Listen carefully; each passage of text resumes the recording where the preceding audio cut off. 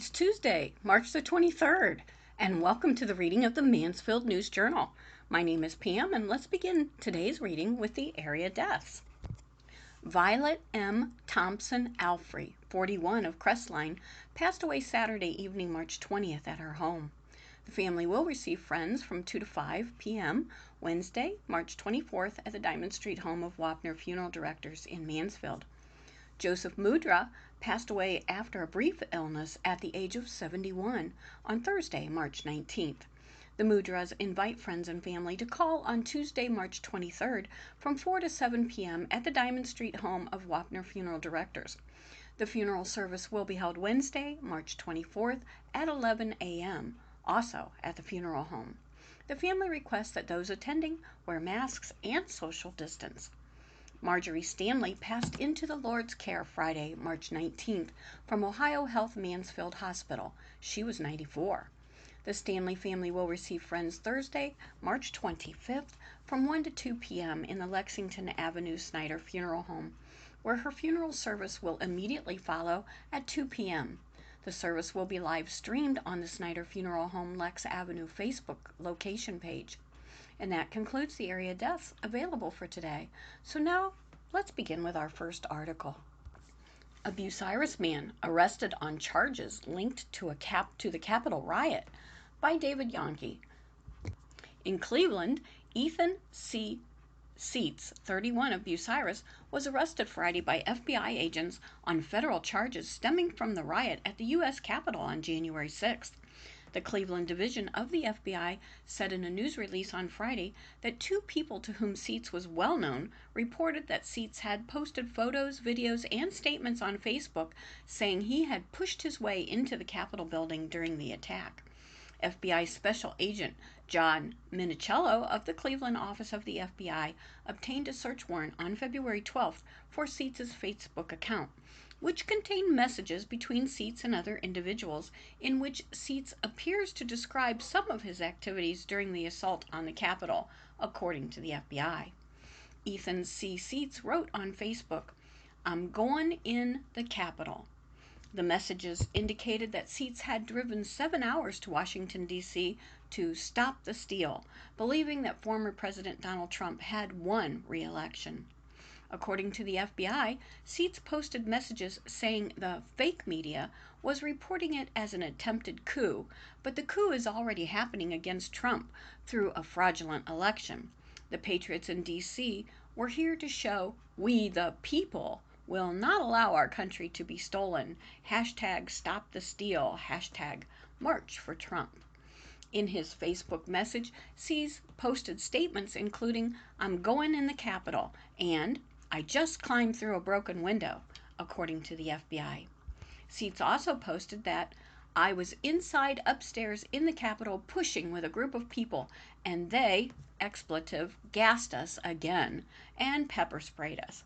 He said he climbed out a window because he couldn't breathe, and then re-entered the Capitol through a broken window, according to messages obtained by the FBI. Seats said in one message that police threw flash bombs at him and shot rubber bullets at him. He said his neck hurt after getting hit with a nightstick while trying to pull a woman away from the cops as they were beating her. "Yeah, I didn't really prepare for that. I didn't expect to be on the front line storming the Capitol and taking the building, LOL," Seats said in one message, according to the FBI. Minicello said he reviewed video footage from multiple internal U.S. Capitol security cameras that appear to clearly depict Seats inside the Capitol rotunda and connecting hallways during the invasion of the Capitol on January 6, 2021. Seats has court appearances scheduled for Capitol riot charges. Seats was charged with violent entry and disorderly conduct on Capitol grounds and 2 counts of knowingly entering or remaining in any restricted building or grounds without lawful authority. He made an initial appearance on Friday afternoon before Magistrate Judge Kathleen Burke of U.S. District Court in the Northern District of Ohio and was released on bond with the restriction that he may not travel outside of the Northern District except to attend court in Washington, D.C. Seats has an initial court appearance in Washington scheduled via Zoom for 1 p.m. Wednesday.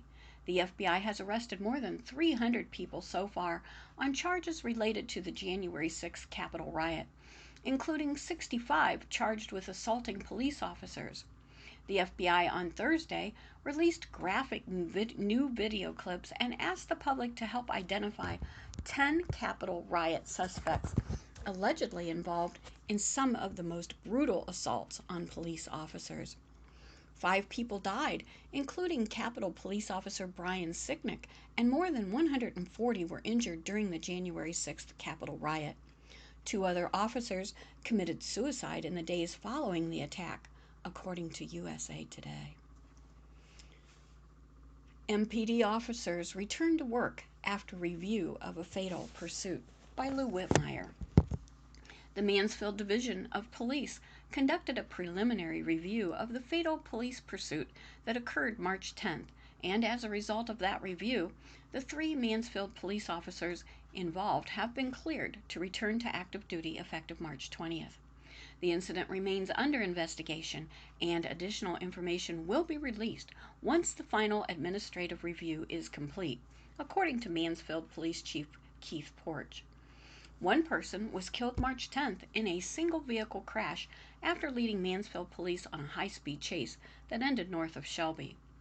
3 Mansfield police officers, Sergeant Tonelli Webb, Cameron Shepard, and Carson Fraze, were placed on administrative leave per department policy, pending the outcome of an investigation. The driver killed in the crash was identified as Randy Heater, 37, of Mansfield, according to a news release from the Ohio Highway Patrol. The incident began at 8:21 p.m. March 10th when police responded to a report of 3 men fighting with a woman potentially being held against her will in the area of 251 Sycamore Street, according to a news release. While en route, officers learned a man had been struck in the face with a tire iron and a possible suspect had fled the area in a pickup. Police found the 2005 Chevy Silverado pickup on Bowman Street, traveling north at a high rate of speed. The driver refused to stop, the release said. While in pursuit, Heater traveled off the road and rammed a police cruiser, according to the release. Leading police through rural Richland County, the driver ultimately crashed on Plymouth Spring Mill Road north of London East Road and was pronounced dead at the scene, the patrol said. When they got up to the S-curve, the driver lost control, dropped off the right side of the road, struck a guardrail, overturned several times, and ejected, said Sergeant Tyler Carr of the Ohio Highway Patrol at the scene of the crash. Heater was not wearing a seatbelt, the patrol said. And a jury fails to reach a verdict in Blystone's case, by Mark Cotto. Jurors will return Monday morning to resume deliberations in the Aaron Blystone trial. Blystone, 30, of Mansfield, is charged with 1 count of rape. The alleged incident happened July 5, 2019 in the city and involved a then 52-year-old woman. The 6-man, 6-woman jury deliberated for more than 4 hours on Friday in Richland County Common Pleas Court before Judge Phil Namath dismissed them for the weekend at 5 p.m. At issue is whether the sexual encounter was consensual. In her closing argument Friday morning, Assistant Prosecutor Terry Burnside said Blystone pulled the woman's shorts down, held her down, and raped her. She was in shock. She couldn't believe that it was happening to her, Burnside told the jury. The alleged victim reported bleeding from her vagina, which should not have happened because she had previously undergone a hysterectomy. She went to the hospital 3 days later when she was still bleeding. Burnside said the woman's injuries did not suggest consensual sex. You had such consensual sex that you ripped up her vagina, which bled for days, the assistant prosecutor said. Defense attorney Bernie Davis attacked discrepancies between the 54-year-old's testimony and her statement to police, saying she embellished her testimony with details that were not in her initial statement. It goes to credibility, Davis said.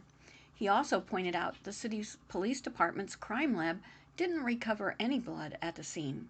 In addition, Davis questioned why the alleged victim did not yell for help. Her wife was sleeping in the bedroom, or complain of any pain because of her injuries. The defense attorney said the alleged victim made up the rape to avoid breaking up with her wife. She's worried about being kicked to the curb. No dough and nowhere to go, Davis said. The Dayspring roof bids come in below estimates by Al Lawrence. The Richland County Commissioners will pay significantly less than they originally thought to replace the roof at Dayspring, the county's assisted living facility. All bids submitted by 7 companies were below the architect's $400,000 estimate, including 3 that were under $300,000 when bids were opened on Thursday. The apparent low bidder was Master Renovations of Orrville with a base bid of $195,790. The other 6 bids ranged from $206,000 to $366,910. Commissioners voted in September to approve a memo of agreement with the Ohio State Preservation Office on a mitigation involving the Dayspring roof project after preliminary estimates put the cost of a new slate roof at $900,000. The MOA allows the county to begin restoration work on a 19th century laundry outbuilding in exchange for using asphalt shingles to replace the original slate roof on the main building, which is on the National Register of Historic Places. Included in the bids also included an alternate to also re-roof the west porch at Dayspring. Figures ranged from $2,300 to $15,000. Bids specifications called for the use of one of 2 specific types of roofing material, and bidders were given the option of adding or subtracting a figure for the type that was not part of their main bid. Architect Dan Seckel of the Seckel Group, who is overseeing the project, will review the bids and present a recommendation to commissioners at their March 25th meeting. The cost of the re-roofing will be covered with a $100,000 from the county's Community Development Block Grant Program and money that has been set aside for the work in the Dayspring operation budget for the past several years.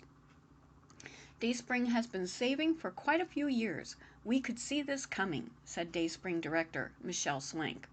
The CDBG grant requires the work to be done by August the 30th. Commissioners proclaim Spring Severe Weather Awareness Week. Commissioners also read and approved a proclamation designating March 21 through 27 as Spring Severe Weather Awareness Week in the county. The proclamation notes that with the potential for severe weather and flood-related emergencies approaching, education on severe weather safety can save lives, prevent injury, and reduce property damage. It also points out the Ohio Committee on Severe Weather Awareness, comprised of Ohio government and nonprofit organizations, has developed a comprehensive spring severe weather awareness program to educate Ohioans, with local news media playing a vital role in providing the information. Richland County Emergency Management Agency Director Rick Evans said the proclamation helps the county maintain its official storm-ready status, which it has held for the last 15 years. The county goes through a recertification process every 3 years. Evans noted that if a potential severe weather outbreak is headed towards Richland County, the EMA is in contact with the National Weather Service and provides information for the local media to get out to the public. He encouraged the public to go to the Ohio EMA website for specific information on what to do to prepare for severe weather. Well, Ontario scraps the wastewater plant plan, and the city opts to continue its contract with Mansfield, by Monroe Trombley. The City of Ontario has abandoned plans to build its own wastewater treatment plant, opting for Mansfield to continue treating its wastewater. In a unanimous vote, Ontario City Council on Wednesday night approved the city to enter into a new sewer contract with Mansfield, the details of which were not immediately available. Mansfield City Council gave its city officials the green light to enter into a sewer contract with Ontario on Tuesday night. After Wednesday's council meeting, Ontario Mayor Randy Hutchinson declined to share details of the contract, saying he promised Mansfield Mayor Tim Thaker that they'd issue a joint news release once the contract is signed. "I want to do what's best for the citizens, and this is what's best," Hutchinson said. The vote came after members of council spent about 20 minutes in executive session. Ontario City Council President Larry Gallo applauded Hutchinson, the city administration, and his fellow members of council. "This body I'm quite proud of," he said. I know we've been under some pressure, heat, or discretion of late about this issue, but I will say that this body has always, at every point in this process, looked out for the best interest of the citizens of Ontario. For the past few years, Ontario has explored the possibility of building its own wastewater treatment plant. More recently, city officials were eyeing a site on the west end of Nussbaum Parkway. In 2019, Poggemeyer Design Group completed a cost analysis that showed Ontario could save anywhere from $305,602 to $8,041,241 a year once a plant was built.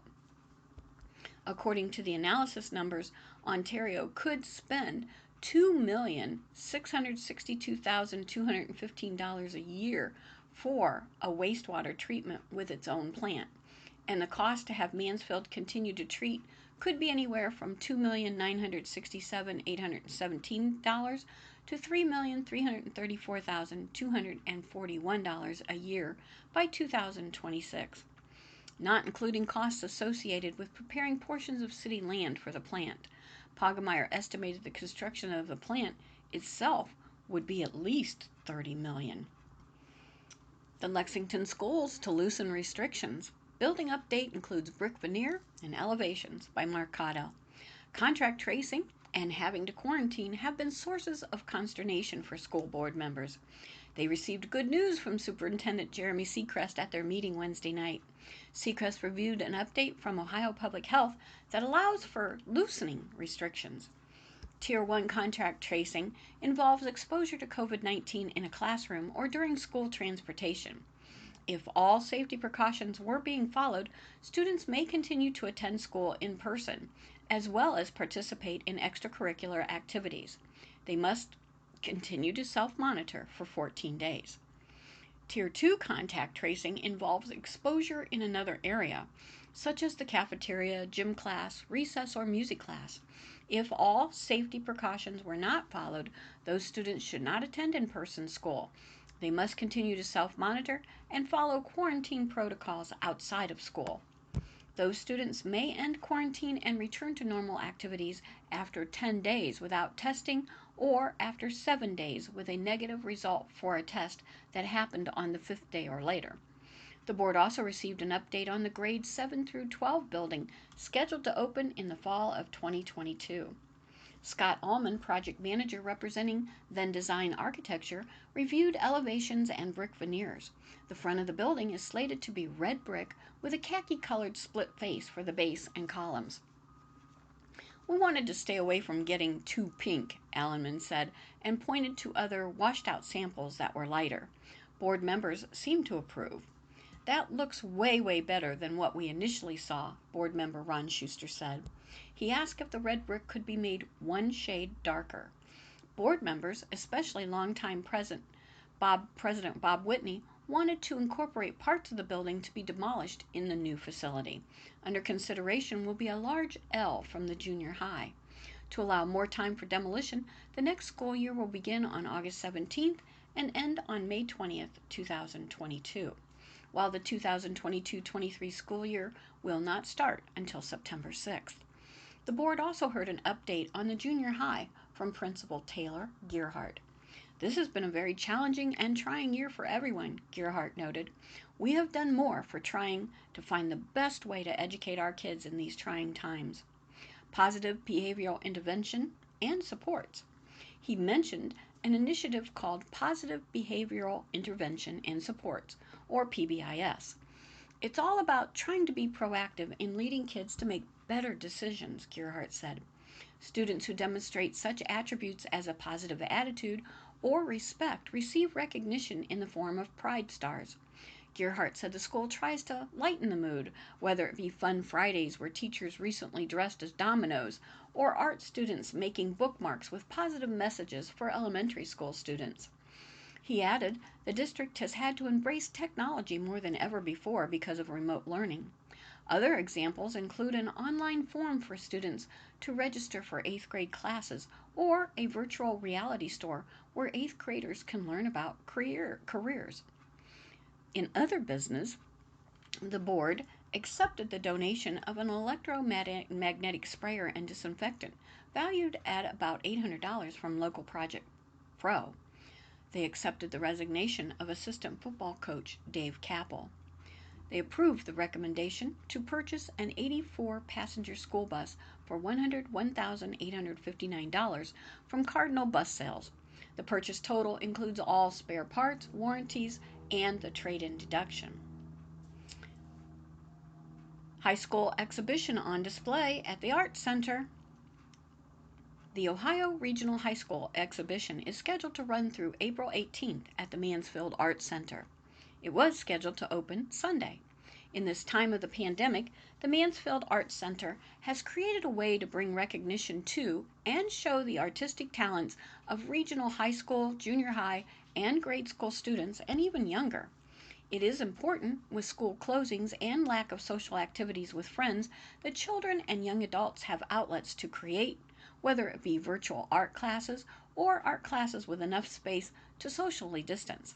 It is amazing the talent that has been entered and displayed for this year's exhibition. In the absence of the annual high school governor's show this year, area school art teachers, Mansfield Arts Center teachers, as well as parents, have brought in works of art created by their students. We believe that the show must go on this year for the sake of the kids, says George Witten, Executive Director of the Arts Center. The teachers and students have all done an outstanding job selecting works for this show. The Elizabeth Thomas Black Gallery holds more than 180 works of art created by high school students. Schools represented are Bucyrus, Mansfield Senior, Ontario, Lexington, Shelby, Northwestern, Wayndell, Plymouth, and Pioneer Career and Technological Center. The Foundation Gallery has 2- and 3-dimensional pieces created by students in grades K through 8. It is the 3rd year for this event. Students are from Malabar Intermediate, Mansfield Middle School, Sherman, Spring Mill, Prospect, Woodland, Discovery, St. Peter's, Spanish Immersion, Tiger Digital Academy, and Gold Digital Academy. Also, students are representing Mansfield Arts Center through the MAC 21st Century STEAM program, Accelerated and Visual Arts program, and the Tiger STEAM After School program.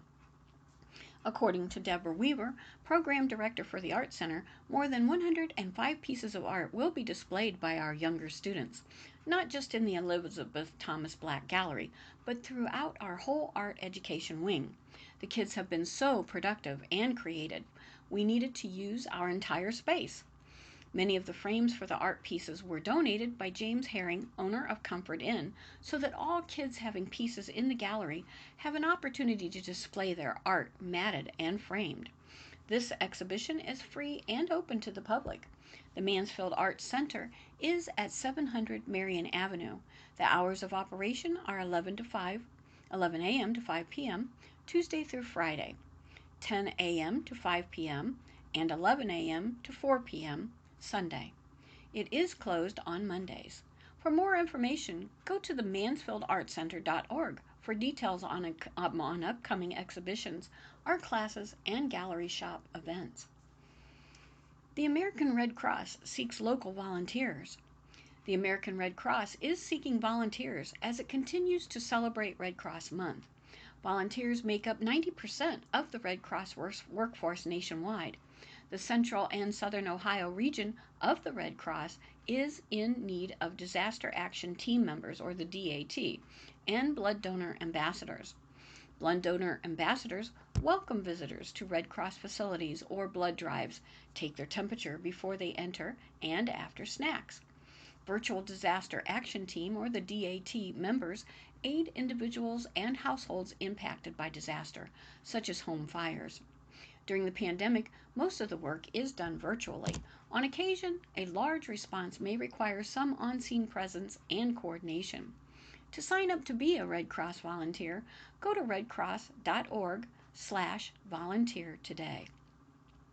Destination Mansfield debuts new Visitor's Guide format. Destination Mansfield Richland County has debuted its new 2021 Visitor's Guide. In a major shift forward in how Mansfield and Richland County are presented, the local tourism marketing agency reimagined, redesigned, and reformatted the guide. The magazine-sized visitor guide features articles and photography that entertain and educate the reader. It will be distributed via travel information centers across Ohio and is now available via destinationmansfield.com. Kingwood Center Gardens is featured on the cover. The new community marketing piece can also be used by recruiters and local economic development organizations as a promotional tool to entice potential investors, new businesses, and other targets to the area. The 2021 Visitor Guide was developed in partnership with Great Lakes Publishing, whose award-winning and respecting publications include Ohio Magazine, SIP, Cleveland Magazine, and Ohio's official state travel guide. The Mansfield NAACP announces a scholarship program. Mansfield NAACP Unit 3190 has announced its annual scholarship award program. The NAACP National Education Program strives to ensure all students have access to an equal and high-quality public education by eliminating education-related racial and ethnic disparities in our public school. Local initiatives are to encourage youth to graduate from high school and continue their educational aspirations beyond high school. Any Richland County graduating senior is welcome to apply. To receive an application, contact the NAACP office at 419-522-9895. A high school guidance counselor or education committee chair, Carla James, at 419-573-9895. All applications are due April 30th.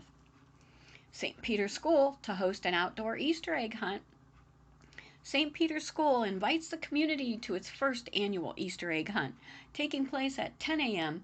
March the 27th at Spartan Fields. The free event will feature prizes, food, and music. More than 6,000 candy-filled Easter eggs will be placed across the athletic complex so that children can spread out and hunt.